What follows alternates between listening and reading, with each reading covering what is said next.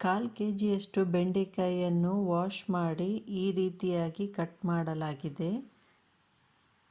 1/2 table ಸ್ಪೂನಷ್ಟು ಉಪ್ಪು ಹಾಕಿ ಎಲ್ಲ ಕಡೆ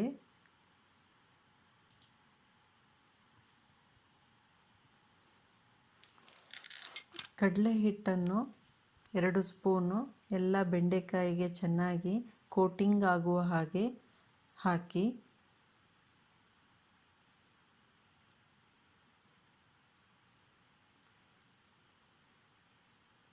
ಹಾಫ್ ಸ್ಪೂನು ಕಾಶ್ಮೀರಿ ಚಿಲ್ಲಿ ಪೌಡರನ್ನು ಹಾಕ್ತಾ ಇದ್ದೇನೆ. ಖಾರ ನೋಡಿಬಿಟ್ಟು ಹಾಕಿ, ನಿಮಗೆ ಎಷ್ಟು ಬೇಕೋ ಅಷ್ಟು. 2 ಸ್ಪೂನ್ ಆಯಿಲ್ನ ಹಾಕ್ತಾ ಇದ್ದೀನಿ.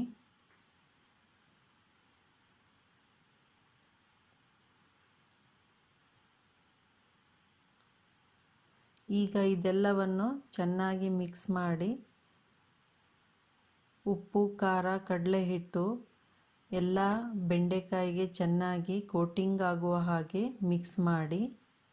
ನಿಮಗೆ ಬೇಕಂದರೆ ಇನ್ನೊಂದು ಸ್ಪೂನ್ ಆಯಿಲ್ ಹಾಕಿಬಿಟ್ಟು ಮಿಕ್ಸ್ ಮಾಡ್ಬೋದು.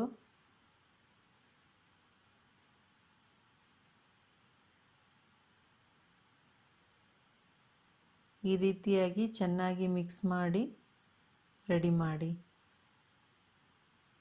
ಈಗ ಒಂದು ಪ್ಯಾನಲ್ಲಿ 2 ಸ್ಪೂನಷ್ಟು ಆಯಿಲ್ ಹಾಕಲಾಗಿದೆ. ಇದಕ್ಕೆ ಕೋಟಿಂಗ್ ಮಾಡಿದ ಬೆಂಡೆಕಾಯನ್ನು ಹಾಕಿ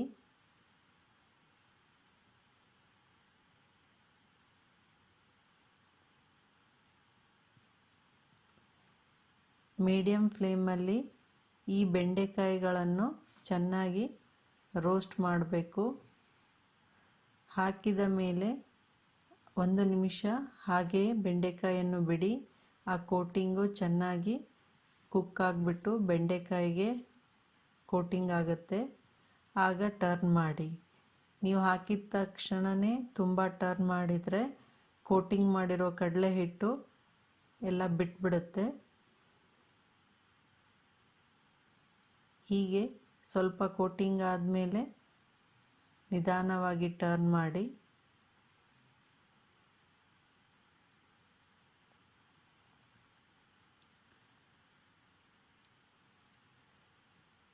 ಈ ರೀತಿಯಾಗಿ 4 ರಿಂದ 5 ನಿಮಿಷ ಬೇಕಾಗುತ್ತೆ ಬೆಂಡೆಕಾಯಿ ಚೆನ್ನಾಗಿ ರೋಸ್ಟ್ ಆಗಲು.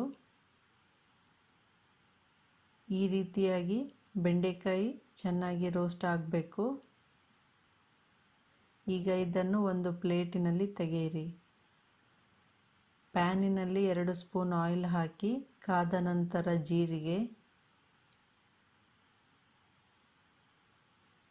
1 ಪಿಂಚಷ್ಟು ಇಂಗು ಹಾಕಿಬಿಟ್ಟು ರೋಸ್ಟ್ ಮಾಡಿ.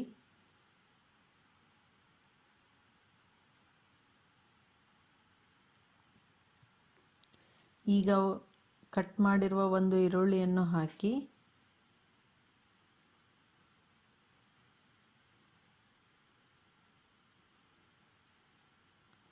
ಚೆನ್ನಾಗಿ ರೋಸ್ಟ್ ಮಾಡಿ ಹಸಿ ವಾಸನೆ ಹೋಗುವವರೆಗೆ.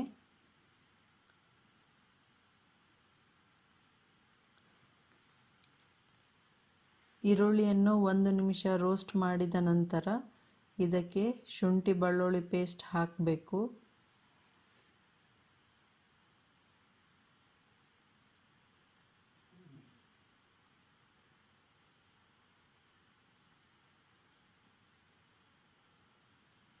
ಈಗ ಇದಕ್ಕೆ ಶುಂಠಿ ಬೆಳ್ಳುಳ್ಳಿ ಪೇಸ್ಟನ್ನು ಆ್ಯಡ್ ಮಾಡ್ತಾ ಇದ್ದೀನಿ. ಹಾಗೂ ಒಂದು 5 ಹಸಿಮೆಣಸಿಕಾಯನ್ನು ಉದ್ದವಾಗಿ ಕಟ್ ಮಾಡಿ ಆ್ಯಡ್ ಮಾಡ್ತಾ ಇದ್ದೀನಿ. ನೀವು ಖಾರನ ನೋಡಿಬಿಟ್ಟು ಹಾಕಿ. ನಿಮಗೆ ಎಷ್ಟು ಖಾರ ಬೇಕು ಅಷ್ಟು ಹಸಿಮೆಣಸಿಕಾಯಿ ಹಾಕ್ಬೋದು. ಈಗ ಚೆನ್ನಾಗಿ ರೋಸ್ಟ್ ಮಾಡಿ. ಆನಿಯನ್ ಎಷ್ಟು ಚೆನ್ನಾಗಿ ಗೋಲ್ಡನ್ ಕಲರ್ ಆಗುತ್ತೆ, ಪಲ್ಯನೂ ಅಷ್ಟೇ ಚೆನ್ನಾಗಿ ಟೇಸ್ಟಿ ಆಗುತ್ತೆ.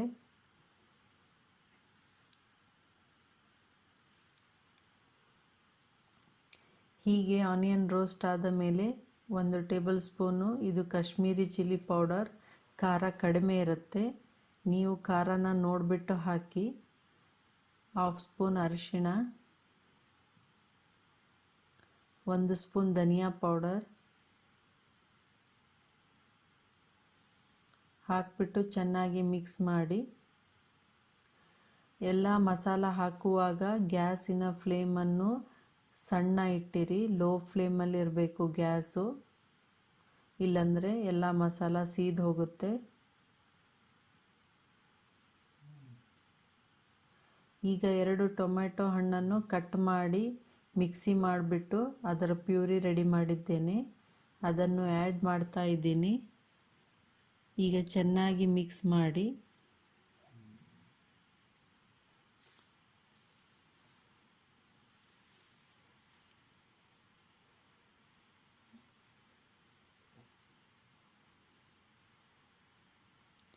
ಇದಕ್ಕೆ 1/4 ಬೌಲಷ್ಟು ನೀರು ಹಾಕ್ತಾ ಇದ್ದೀನಿ.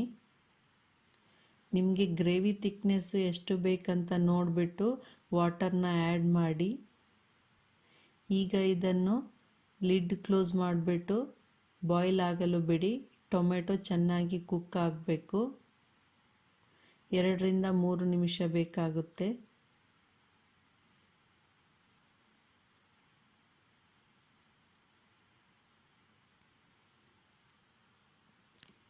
ಇದನ್ನು ಮೀಡಿಯಮ್ ಫ್ಲೇಮಲ್ಲಿ ಮಾಡಿ.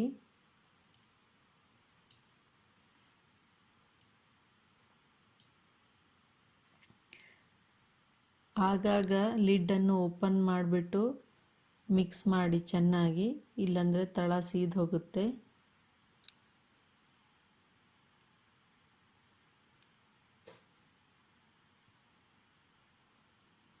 ಈಗ ಚೆನ್ನಾಗಿ ಕುಕ್ ಆಗಿದೆ ಟೊಮೆಟೊ. ಈ ರೀತಿಯಾಗಿ ಚೆನ್ನಾಗಿ ಕುಕ್ ಆಗಬೇಕು. ನೀವು ನೀರು ತುಂಬ ಆ್ಯಡ್ ಮಾಡಿದರೆ ಗ್ರೇವಿ ಇಷ್ಟು ಥಿಕ್ನೆಸ್ ಆಗಿರೋದಿಲ್ಲ, ಆಗ ಆಯಿಲ್ ಬಿಟ್ಟು ಚೆನ್ನಾಗಿ ಟೊಮೆಟೊ ಕುಕ್ ಆಗಿರುತ್ತೆ. ನಾನು ಈಗ ಇದಕ್ಕೆ ಪುನಃ ವಾಟರನ್ನು ಆ್ಯಡ್ ಮಾಡ್ತಾ ಇದ್ದೀನಿ, ಗ್ರೇವಿ ತುಂಬ ತಿಕ್ಕಾಗಿದೆ ಅಂತ. ನೀವು ಗ್ರೇವಿ ಥಿಕ್ನೆಸ್ಸನ್ನು ನೋಡಿಬಿಟ್ಟು ವಾಟರ್ನ ಆ್ಯಡ್ ಮಾಡಿ.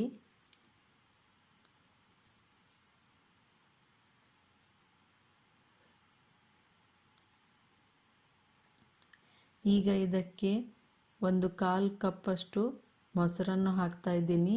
ಫ್ರೆಶ್ ಆಗಿರಬೇಕು ಮೊಸರು, ರೂಮ್ ಟೆಂಪ್ರೇಚರಲ್ಲಿರಬೇಕು. ಹಾಕಿಬಿಟ್ಟು ಮಿಕ್ಸ್ ಮಾಡಿ. ಮೊಸರು ಹಾಕುವಾಗ ಗ್ಯಾಸಿನ ಫ್ಲೇಮು ಲೋ ಅಲ್ಲಿರಬೇಕು.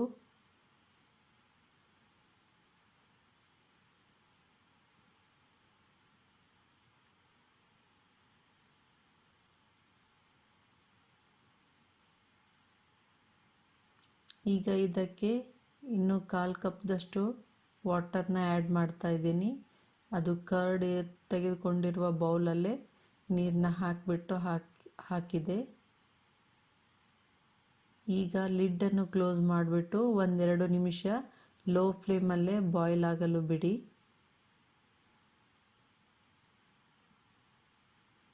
ಕರ್ಡ್ ಹಾಕಿಂದ ಯಾವಾಗಲೂ ಲೋ ಫ್ಲೇಮಲ್ಲೇ ಬಾಯ್ಲ್ ಮಾಡಬೇಕು.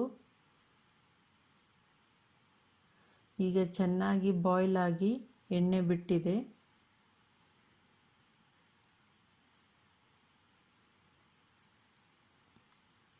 ಈಗ ಇದಕ್ಕೆ ರೋಸ್ಟ್ ಮಾಡಿರುವ ಬೆಂಡೆಕಾಯಿಯನ್ನು ಹಾಕಿ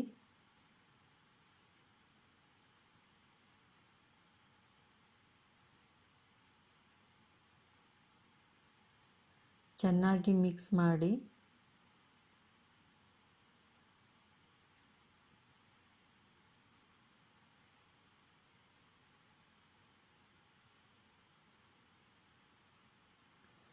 ಚೆನ್ನಾಗಿ ಮಿಕ್ಸ್ ಮಾಡಿಬಿಟ್ಟು ನೀವು ಗ್ರೇವಿ ಥಿಕ್ನೆಸ್ ನೋಡಿ. ಈಗ ನಿಮಗೆ ತುಂಬ ತಿಕ್ಕಾಗಿದೆ ಗ್ರೇವಿ ಅಂದರೆ ನಿಮಗೆ ಎಷ್ಟು ಬೇಕೋ ಅಷ್ಟು ನೀರು ಆ್ಯಡ್ ಮಾಡ್ಬೋದು.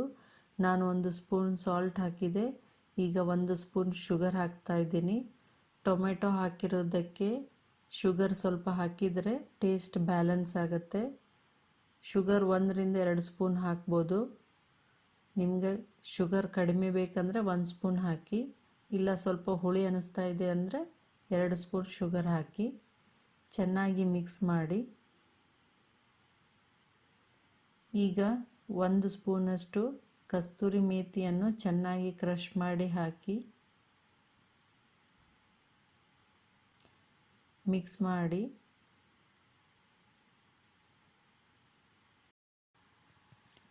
ಈಗ ಹಾಫ್ ಬೌಲಷ್ಟು ವಾಟರ್ನ ಆ್ಯಡ್ ಮಾಡ್ತಾ ಇದ್ದೀನಿ. ಗ್ರೇವಿ ತುಂಬ ತಿಕ್ಕಾಗಿದೆ.